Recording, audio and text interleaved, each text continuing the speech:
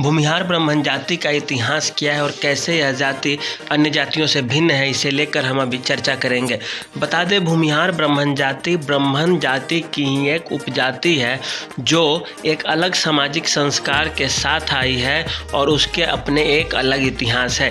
यह जाति बिहार, उत्तर प्रदेश, झारखंड के अलावा पश्चिमी उत्तर प्रदेश और उत्तराखंड तक फैली हुई है। बंगाल में भी इसकी एक शाखा पाई जाती है और यह जाति अन्य सभी जातियों से अपने धर्म के मामले में, क्रियाकलाप के मामले में सभी से भिन्न है।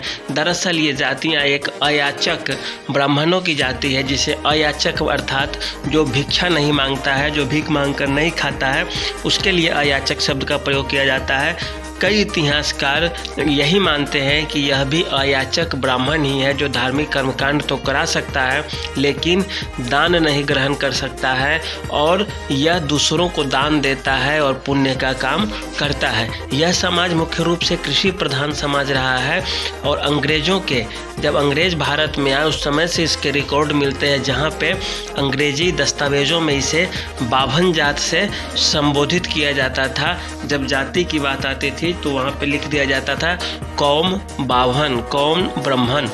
तो इस तरह से आप देखें तो अंग्रेज इसे ब्राह्मण ही मानते थे।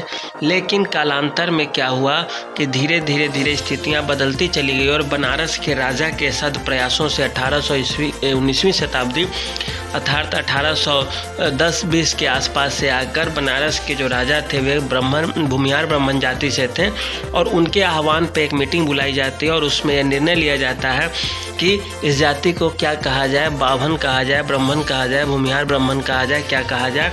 तो उसमें दो तरह के मत आते हैं निकल के। कुछ विद्वान इसे बाभन जाति के नाम से जानना चाहते थे और कुछ लोग जो थे वे भूमिहार के पक्षधर थे।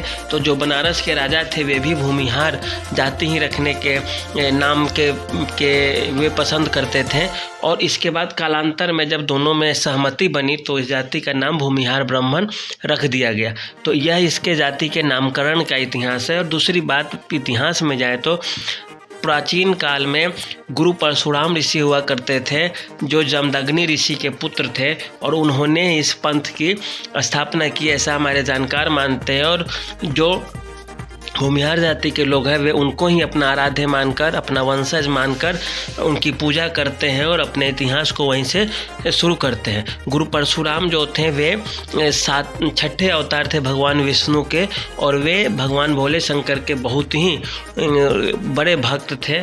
यही कारण है कि इस जाति के लोगों में भी भगवान भोलेनाथ को लेकर और भगवान राम दोनों को लेकर एक अलग तरह का जो आराधना पद्धति है या जो धार्मिक विश्वास जिसे कह सकते हैं वह होगा। अन्य भारत के राज्यों में या क्षेत्रों में आप जाकर देखें तो कहीं जैसे उत्तर भारत में भगवान राम की प्रधानता है, दक्षिण के भागों में भगवान भोले शंकर की ज़्यादा प्रधानता है, कहीं पे बालाजी हनुमान जी की ज़्यादा है तो कहीं पे साईं बाबा की है। लेकिन जो यह जाति है भूमिहार ब्राह्मण जाति, उसके अंदर जितना प्रेम भोलेनाथ से है, भोले शंकर से है, उतना ही प्रेम भगवान राम से भी है। यही कारण है कि यह जाति के लोग काफ़ी धार्मिक आस्था वाले होते हैं।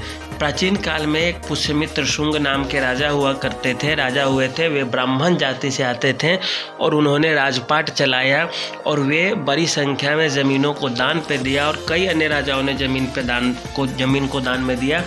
और जिन ब्राह्मणों ने ज़मीन को दान में स्वीकार किया और उस पर खेती करने लगे और उसके बाद वे पूजा पाठ का काम छोड़ दिए और धीरे धीरे क्या हुआ कि वे सामंती संरचना के अंग हो गए और खुद को ज़मींदार मानने लगे। जो उत्तर बिहार का जो खासतर जो ज़मींदार तबका था वह इसी जाति से था और दक्षिण भारत के भी जो लोग थे वे भी इसी जाति से, दक्षिण बिहार के जो लोग थे वे भी इसी जाति से आया करते थे जो ज़मींदार तबके के थे।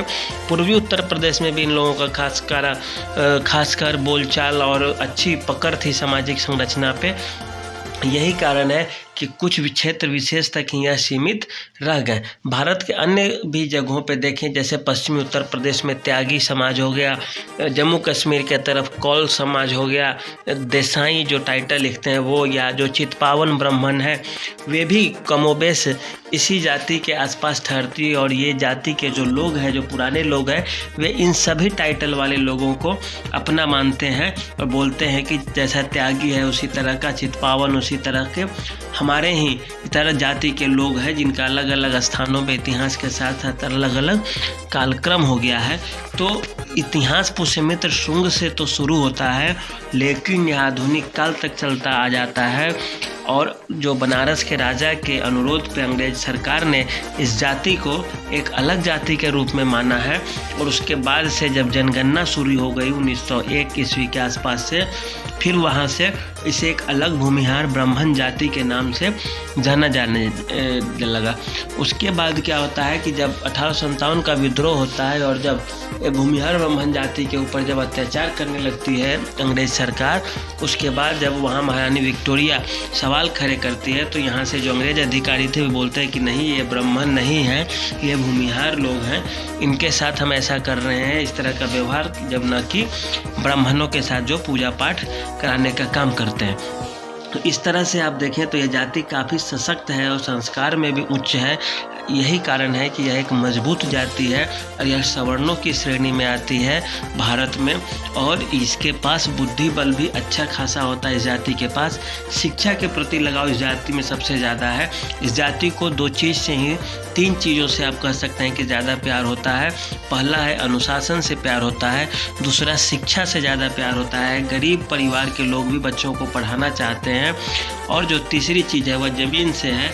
लोगों को पैसे होने पे गाड़ी खरीदता है, कुछ लेस लिफाफा का चीज़ खरीदता है, लेकिन इस जाति के जो लोग हैं उसके अंदर देखते हैं हम लोग कि ये ज़मीन खरीदने की ज़्यादा प्रचलन है। ऐसा इसलिए कि कुछ चीज़ें खून में आ जाती है और हेरिडेटरी हो जाती है, अनुवांशिक हो जाती है कुछ गुण और लक्षण।